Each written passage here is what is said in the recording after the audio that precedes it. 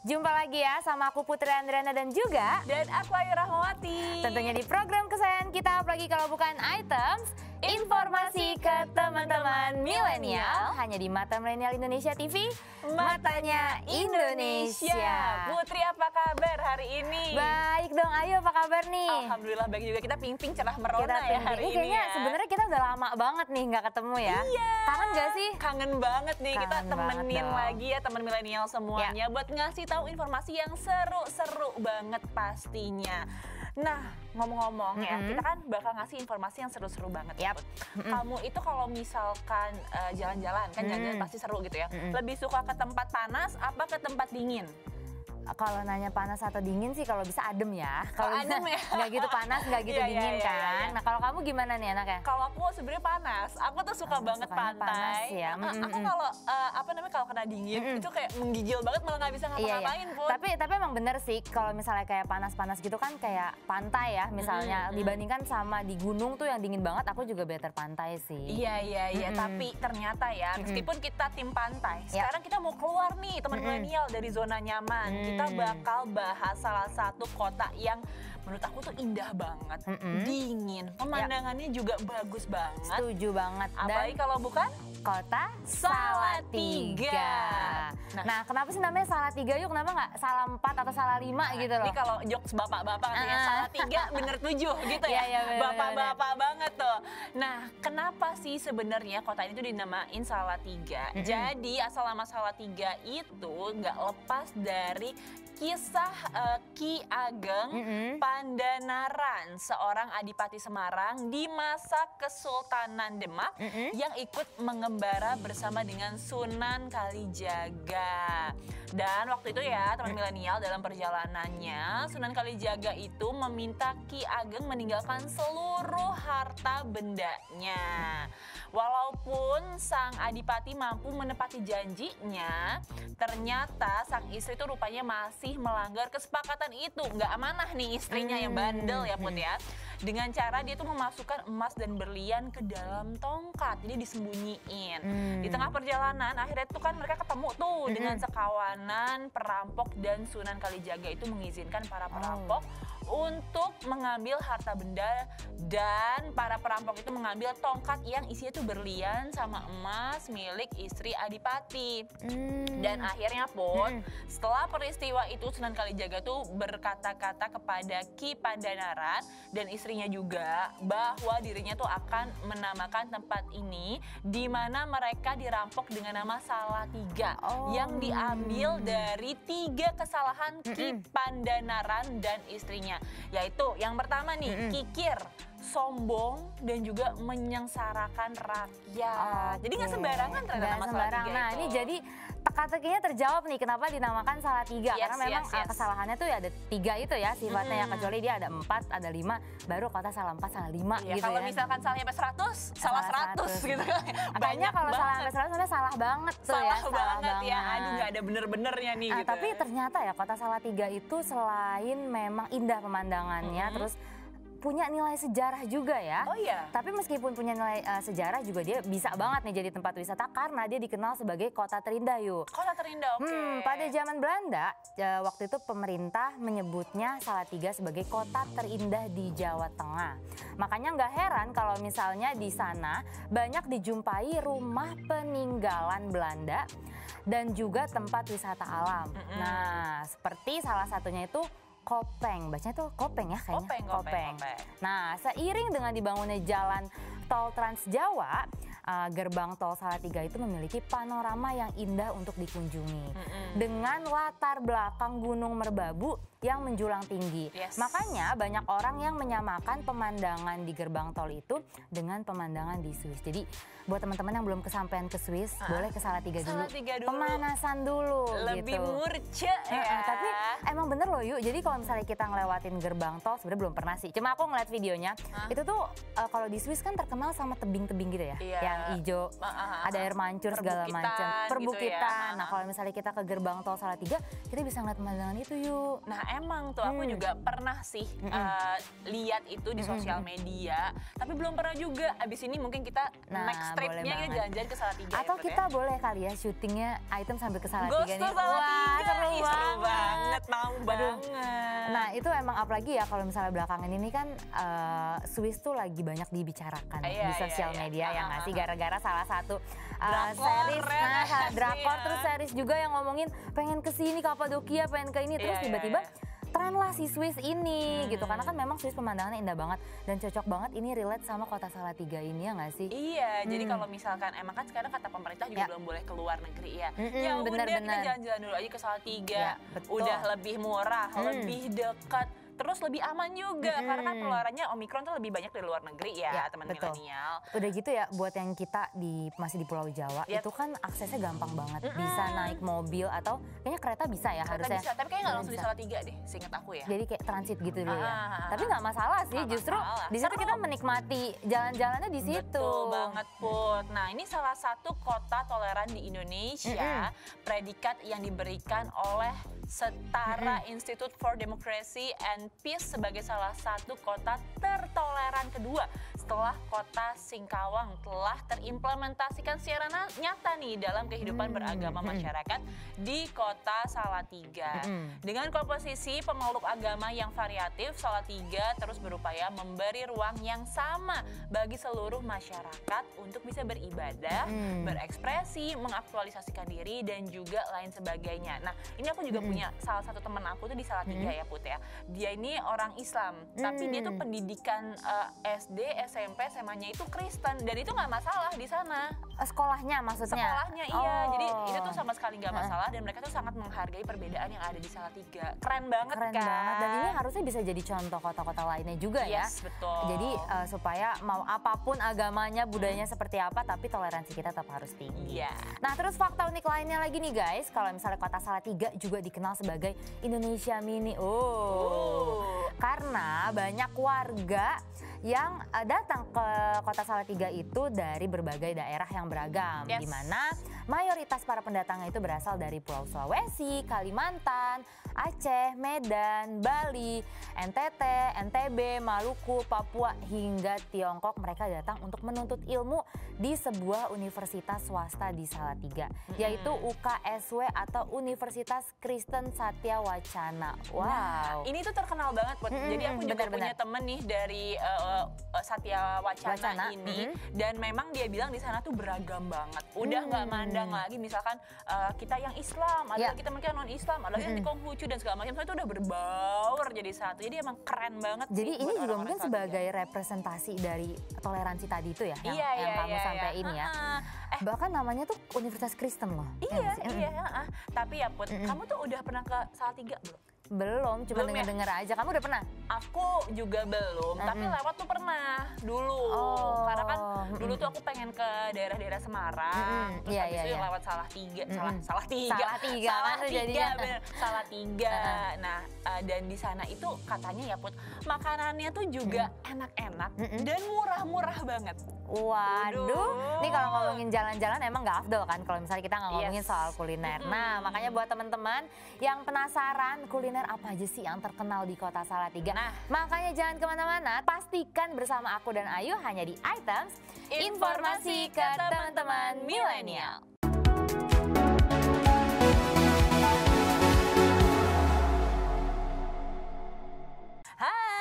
Milenial, masih bersama kita nih pastinya cuma di Items Informasi ke teman-teman milenial. Dan tadi udah bahas tentang Salatiga, dari mulai asal namanya, terus dari mulai juga diversity-nya, beragamnya, toleransinya, itu keren-keren banget ya teman milenial. Tapi satu hal yang nggak boleh dilewatin kalau kita jalan-jalan adalah makan-makan. Nah ini di segmen kali ini aku dan juga Putri akan bahas makanan-makanan khas dari Salatiga yang kalian gak boleh lewatin. Yang pertama adalah enting-enting gepuk. Ada yang tahu nggak? Putri tahu enting-enting gepuk? Belum pernah dengar. Pernah dengar gepuknya sih pernah dengar. Cuma enting-entingnya tuh nggak tahu tuh. Nah, kalau belum tahu ya Put ya. Jadi ini tuh adalah satu makanan atau kuliner yang biasa itu dibeli untuk jadi oleh-oleh. Dia tuh terbuat dari kacang tanah yang ditumbuk, habis itu dicampur sama gula merah cair. Jadi manis nih rasanya. Dan karena tadi dari gula merah sama kacang tanah, rasanya tuh jadi perpaduan antara manis sama gurih. Dan ini juga salah satu khas atau salah satu makanan khas yang cocok banget kalau misalkan kita bawa gitu ya setelah pulang dari Salatiga. Selain itu, selain makanan manis, ada juga nih makanan yang asin. Namanya adalah gecok kambing. Jadi kalau misalkan kita lihat secara langsung tuh 11-12 gitu Put, kayak tongseng. Tongseng ya. Tapi tekstur dari kuah yang dimiliki itu agak kasar karena di dalamnya tuh ada kelapa sangrainya. Gecok kambing juga biasanya dimakan dan dimasak dalam satu kuali besar. Nah, hal ini tuh membuat rasa dagingnya tuh jadi benar-benar kaya akan bumbu, terus juga meresap sampai ke dalam, terus empuk, sama satu lagi yang paling penting ya, nggak bau kambing. Nah, itu dia itu yang paling penting banget, soalnya banyak banget yang orang-orang tuh nggak suka makan kambing tuh karena baunya. Tapi aku ngebayanginnya unik juga ya, kita makan tapi masih ada res-resan kelapanya gitu. Iya, kayak ya gurih-gurih gimana kayak gurih, gitu. Tapi emang aku setuju banget sih, bau prengus, bau kambing itu adalah big no-no ya kalau misalkan masak kambing. Jadi kalau misalkan kalian nyobain ini, itu cocok banget buat kalian yang nggak terlalu doyan kambing ya. Boleh cobain dulu. Nah, tapi nggak cuma itu aja yuk, masih ada lagi nih kuliner enak selanjutnya di Salatiga, itu ada soto esto. Nah, keistimewaan dari soto esto ini itu ada pada kuah kaldu bening kekuningan yang dicampur dengan santan. Nah, soto esto ini biasanya disiramkan langsung di atas nasi yang sudah ditaburi dengan kecambah mie beras. Nah, kemudian ada juga irisan daging ayam dan juga kerupuk karaknya. Itu enak banget nggak sih kayaknya kedengarannya tuh? Sebenarnya kayak soto Betawi, tapi dia mungkin ada bumbu bedanya lagi dari Salatiga terus ini. kayak dingin-dingin makan soto, anget terus gitu dicampur ya. sama nasi, aduh udah enak banget. Fix. Nah, terus selanjutnya ada juga sate sapi suruh yang sudah ada sejak tahun 1987. Tuh kayaknya kalian belum lahir, sate sapi suruh udah ada nih.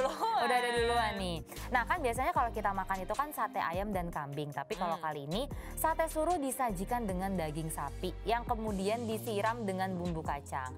Dan biasanya satu porsi itu berisi dari 10 tusuk dan dengan harga 30.000. Masih worth it lah ya? Iya, oke lah. Masih oke lah ya. Daging sapi mahal soalnya. Betul. Nah, terus juga potongan dagingannya besar dan memiliki tekstur yang empuk. Ini sebenarnya mirip sate Marangi nggak sih?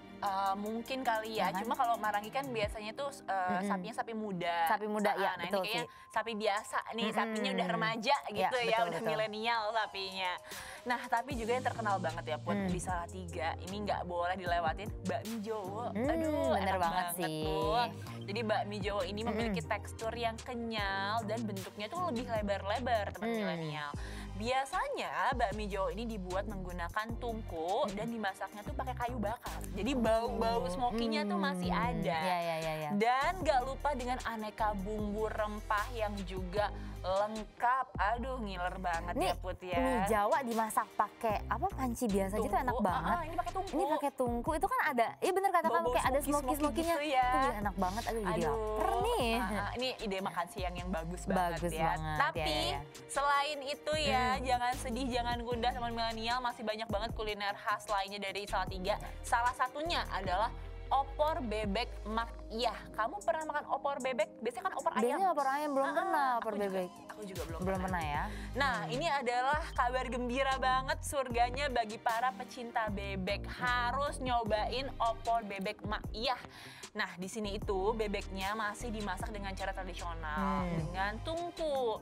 Dan pastinya nanti akan ditambah dengan beraneka ragam rempah sehingga mendapatkan rasa yang lezat dan daging bebek yang empuk. Biasanya kan bebek tuh agak-agak susah Alot, digigit. agak alot.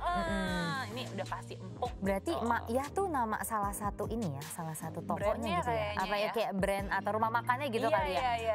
Oke, Atau kirain. mungkin nama yang punya, bisa jadi. Nah nggak itu tahu dia, juga. aku mikir apa janjian yang menciptakan tuh si Ma'yah itu ya? Oke, tapi kayaknya Menarik opor sih. bebek mana aja enak sih ya. Menarik.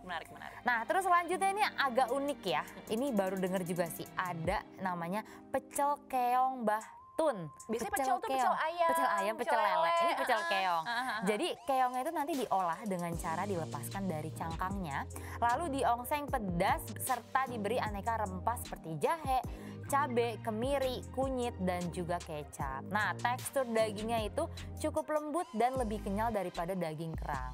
Meskipun cara memasaknya itu menggunakan daging keong, pecel unik ini memiliki kandungan gizi yang juga tinggi. Di mana ternyata keong sawah alias tutut itu mengandung protein, kalsium, dan juga rendah kolesterol. Tutut.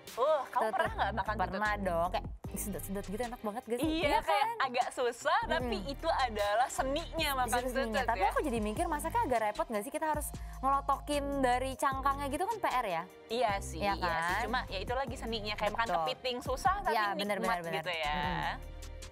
Nah terus selanjutnya ini ada lagi nih dessertnya kali ya. Jadi habis Oke. makan berat kita makan rondes kuteng jago. Nah meskipun rondes kuteng ini tuh bisa dibilang sebagai sajian kuliner tempo dulu, tapi kelezatannya itu membuat tetap populer dari generasi ke generasi. Setuju banget. Nah di mana ronde itu terdiri dari beberapa bulatan dengan warna berbeda. Kemudian di dalamnya berisikan dengan gula merah, kacang tanah, dan kolang-kaling yang disiramkan dengan kuah air jahe hangat. Nah sedangkan sekutengnya sendiri terdiri dari kacang tanah, kacang hijau, dan beberapa irisan roti tawar yang disiramkan dengan kuah air jahe hangat. Ini sebenarnya di Jakarta atau di kota manapun udah banyak ya kayak Udah gini ya? banyak, cuma kayaknya beda ini ya, beda tempat kan dingin-dingin. Terus betul. buat tim jompo kayak aku ya, Put ya, yang dikit-dikit masuk angin, dikit-dikit Iya. masuk angin. Sama, Ini tuh sama. malam-malam enak banget itu Enak ya, banget. seruput. Dan Aduh. biasanya ngebedain sekuteng, kalau menurutku ya di Jakarta tuh dia lebih manis gitu gak sih kuahnya, jahe. Kan kalau misalnya kayak kita beli di puncak atau di mana tuh jahenya beneran pedes. Pedes sampai Pedes ke yang tenggorokan, sampai ke perut gitu ya. Iya. Tapi kalau di Jakarta tuh aku sering nemunya masih banyakan gula merahnya, manis gitu. Sebenarnya itu selera juga sih. Selera, iya bener Cuma sih. kalau aku sih prefer yang jahenya lumayan strong, soalnya enak banget di perut Iya ya kan. sama. Jadi jahenya juga kayak warnanya masih butek gitu loh, bukan yang Iya, merah ya iya, nggak sih? iya, Iya iya. kan?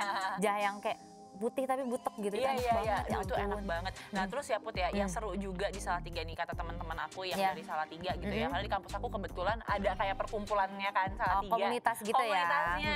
Itu makanannya murah-murah, ya kan. Terus tiap kita kayak lagi jalan-jalan bareng gitu ya, tugas kampus kan biasanya ada yang kayak keluar kota Iya. gitu. Mereka selalu bilang, bagusan Salatiga, bagusan Salatiga. gitu. Gitu, karena emang masih asli banget Put. Masih asli tapi mungkin di telinga teman-teman masih belum awam ya. Iya, belum terlalu sering didengar. Betul banget. Nah terus habis ini kita juga mau jalan-jalan nih yuk. Tadi kan kita udah sharing sejarahnya, udah kulinernya juga. Kayaknya kan nggak asik kalau kita nggak sharing kota wisatanya. Wisata-wisata yang harus kalian kunjungin Ya, kalau betul ke Salatiga, biar nggak bingung ya teman milenial. Makanya pastiin kalian stay tune terus sama aku dan juga Putri. Pastinya cuma di Items Informasi ke teman-teman milenial.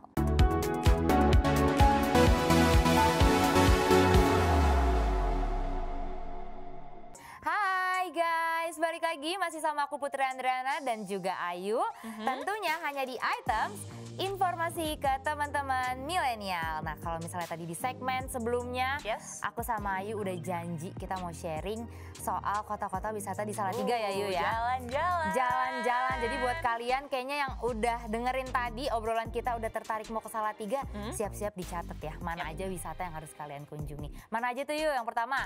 Nah, yang pertama ini adalah salah satu tempat yang pastinya jadi wishlist pendaki-pendaki atau pecinta alam di Indonesia, yaitu Gunung Merbabu dengan ketinggian kurang lebih 3.000 meter gunung ini tuh nggak cuma gagah aja, tapi indah banget juga loh Put nih ya. Kita kasih gambar-gambarnya nih buat teman milenial nih. Dan nggak heran kalau misalkan banyak banget pendaki yang selalu ingin mengulang petualangan untuk menaklukkan gunung ini, sehingga kita tuh bisa menikmati berada di puncak gunung. Kamu udah pernah naik gunung belum? Udah dong, aku udah 3 kali. Udah dari jalur yang, kalau aku tapi naiknya tuh Gunung Gede. Oke, yang Bogor di ya? Jawa. Iya Bogor, itu aku 2 kali.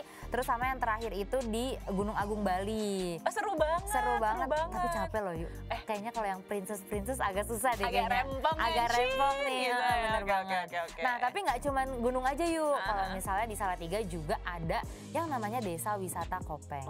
Wisata Kopeng ini dibelah oleh perbatasan Salatiga dan Magelang. Dan tempat ini juga terkenal banget dengan udaranya yang sangat sejuk. Lokasinya itu menyediakan berbagai atraksi menarik seperti Flying Fox, Spider Jam, dan atraksi lainnya. Dan kalau misalnya teman-teman mau ke sana, biaya yang dibutuhkan untuk berkunjung ke lokasi itu berbeda-beda, tergantung dari wahana apa yang ingin kalian coba. Oh, ini berarti kalau misalkan tadi biasanya tuh ada Flying Fox, ada Spider Jam, itu biasanya cocok buat keluarga tuh. Iya, betul. Dan kayak bawa anak-anak remaja gitu tuh, enak banget. Atau gathering kantor gitu betul. biasanya ya. Nah, jadi salah satu pilihan juga nih buat teman milenial. Dan selanjutnya adalah Danau Rawa Pening. Wah, ini pening pala aku. Bukan ya. Bukan kayak itu gitu jatuhnya ya. Batak ya saya. Iya, jatuhnya Batak. Nah, ada yang pernah dengar nggak cerita tentang sebatang lidi yang ditarik dari tanah, kemudian mengeluarkan air dan menenggelamkan sebuah desa? Pernah dengar? Enggak tuh, belum pernah dengar. Nah, kalau misalkan ada yang pernah dengar teman milenial, inilah asal muasal dari legenda Danau Rawa Pening. Terlepas benar atau enggaknya asal muasal dari danau ini, yang pasti Rawa Pening ini merupakan destinasi wisata yang asik banget dan sayang kalau misalkan dilewatin. Di sini tuh nggak cuma bisa menikmati keindahan danau dengan duduk-duduk santai aja, tapi bisa juga menjelajah danau yang dipenuhi dengan tanaman eceng gondok dengan sampan. Seru banget ya, jadi kayak sore-sore sambil sampan, update-update IG gitu. Betul, ini kayak menghilangkan hiruk pikuk dari kota gitu ya. Kita datang ke sana tuh untuk healing gitu. Kalau anak zaman sekarang healing ya. Bahasanya self healing. Itu pembelaan diri sih sebenarnya ya. Oke, terus nih next ada juga Prasasti Plumpungan. Ini merupakan wisata budaya. Prasasti di Sidorejo, Salatiga, Jawa Tengah, atau biasa disebut Prasasti Plumpungan. Ini merupakan cikal bakal dari lahirnya Salatiga. Isi prasasti itu sendiri ditulis dalam bahasa Jawa kuno dan bahasa Sanskerta. Wow. Nah, tulisannya juga ditatah dalam petak persegi 4 bergaris ganda yang menjorok ke dalam dan keluar pada setiap sudutnya. Kalau bingung penjelasannya boleh lihat gambarnya ya. Yes, betul. Nah, di mana di situ raja menulis dalam prasasti Plumpungan, Srir Astu Swasti Prajabya, yang artinya semoga bahagia, selamatlah rakyat sekalian. Wow, ternyata ada arti ya dari tulisan itu sendiri, yang ditulis pada hari Jumat 24 Juli tahun 750 Masehi. Zaman kapan itu ya? Zaman kapan, kayak tulisannya gimana aja tuh nggak kebayang gitu loh. Iya, tapi tadi kalau misalnya nggak kebayang, makanya kita tampilin tuh gambar-gambarnya buat teman milenial. Nah, selanjutnya nih ya, karena kan tadi kita kenal Salatiga tuh sebagai salah satu tempat yang toleransinya tinggi. Ini terwujud juga nih dengan adanya Klenteng Hoktek Bio dan lokasi yang dikenal juga dengan nama Klenteng Amur Fahsumi yang berada di Jalan Letjen Sukowati, merupakan saksi sejarah masuknya ajaran agama Buddha di kota Salatiga. Salah satu keunikan dari Klenteng Hoktek Bio ini adalah terdapat sebuah tampa bulat yang dia terbuat dari bambu tergantung di langit-langit ruang penyembahan Dewa Bumi. Menurut penjaga tempat itu, keberadaan tampa yang berwarna hitam akibat terkena kepulan asap lilin dan hioswa ini adalah peringatan supaya gak bersumpah di kelenteng kecuali atas perintah pengadilan. Wow. Ini serius banget ya, nggak boleh asal-asalan bersumpah di kelenteng ini. Tapi ternyata kota Salatiga ini keren banget ya, wisatanya tuh alamnya dapet. Terus family-nya tuh dapat, terus sejarahnya juga dapat. Kayak lengkap banget gak sih semua di sini ya? Iya, dan aku juga ngerasa ya Put, karena mungkin lingkungannya sangat beragam. Teman-teman aku yang dari Salatiga itu mereka tuh sangat menjunjung tinggi perbedaan-perbedaan. Jadi kalau misalkan nih ya, aku lagi jalan-jalan gitu ke luar kota, terus ada teman aku yang dari Salatiga, terus let's say dia nonis gitu, bukan Islam gitu. Dia tuh pasti yang kayak, udah sholat belum? Kayak gitu-gitu dia ngingetin kita. Terus aku jadi kayak, terharu. Di mana ya cari teman dari Salatiga ya? Pak, boleh nggak temenan bareng ya? Nanti kita nongkrong bareng kali ya. Itu seru banget loh. Tapi memang mungkin ya jadi berimpact ke budaya orang-orangnya ya yang tinggal di sana ya. Jadi mereka ngebawa mau mereka di Salatiga atau di kota lain, mereka tetap membawa toleransi itu. Karena emang penting banget Put, apalagi kan kalau sekarang ya kita tuh ngeliat kondisi-kondisi banyak banget orang-orang yang kayak, ih gue kan golongan ini, gue agama ini, lo kan itu kayak, ih nggak mau fanatik gitu ya. Iya, jadi menurut aku ini salah satu tempat yang keren banget. Udah orangnya adem-adem, suasananya juga adem. Suasananya juga adem. Kulinernya juga enak pastinya. Wisatanya juga menarik. Murah-murah buat kuliner di sana tuh. Bener-bener. Tapi aku jadi penasaran kenapa ya kayak kota-kota di Jawa Tengah tuh kulinernya murah-murah gitu. Iya nggak sih kalau misal orang ke Jogja atau kemana tuh pasti di sana makanannya murah-murah gitu. Ini aku asumsi aja ya. Siapa tahu gara-gara satu mereka memang UMR-nya nggak segede di Jakarta. Taraf hidupnya berbeda ya. Iya. Terus yang kedua di sana kan mereka masih banyak berkebun, masih banyak bertani, masih banyak kayak apa namanya ternak-ternak ayam, sapi gitu. Jadi kan langsung diambil dari kebun sendiri. Harganya kan relatif lebih murah kan dibanding sama kita yang udah di Jakarta di daerah-daerah lain. Ngambil dari daerah lain ya. Jadi dan seger-seger banget. Jauh lebih seger daripada makan-makan di sini pastinya. Iya sih benar. Atau mungkin karena kita udah bosen juga di sini yuk, ya kan makanan-makanan sini gitu-gitu lagi. Jadi pas ketemu makanan di Salatiga ya atau di kota lain tuh kayak menggugah selera gitu. Iya. Dan satu Put yang menurut aku tuh salah satu hal yang daya tariknya Salatiga banget. Less stress karena nggak ada macet. Oh ya iya benar banget. Oh sama satu lagi yuk, tapi ini agak nggak tahu ya sedih atau senang. Jadi Salatiga tuh nggak punya mall yuk. Nah, oh iya. Pernah dengar nggak? Nggak tahu kan? Nggak tahu. Iya, jadi kenapa Salatiga tuh disebut sebagai kota pelajar? Karena dia di sana tuh nggak ada mall supaya pelajarnya tuh pada fokus belajar terus nggak jalan-jalan ke mall gitu. Beda banget ya di sini. Beda banget di sini. Sekarang orang hangout ke mall semua ya. Kalau bisa sih pulang sekolah langsung ke mall ya. Gitu iya kayak nongkrong yuk ke sini gitu kan. Tapi kok bisa ya orangnya nggak ada mall gitu? Karena belum terbiasa. Iya nggak sih? Karena kan emang belum pernah kena tuh yang sama namanya mall atau mungkin kalau kafe kayaknya ada kali ya. Iya mungkin kalau makan ada, tapi kalau mall itu yang nggak ada, itu aku baru tahu juga, unik banget sih. Iya unik banget ya, cuma lagi-lagi ya kita tuh selalu pengen explore terus semua daerah-daerah yang ada di Indonesia, salah satunya tuh Salatiga dengan segala keunikannya, kelebihannya. Dan pastinya teman milenial, nggak sampai di sini aja perjumpaan kita untuk bahas tempat-tempat lain yang seru-seru banget juga. Kita akan bahas tapi di next episode ya. Betul banget, makanya buat teman-teman ya yang pengen tahu informasi-informasi dari kita, terus pantengin episode items lainnya tentunya hanya di Mata Milenial Indonesia TV. Matanya Indonesia. Ayu Rahmawati pamit undur diri. Bye. Bye-bye.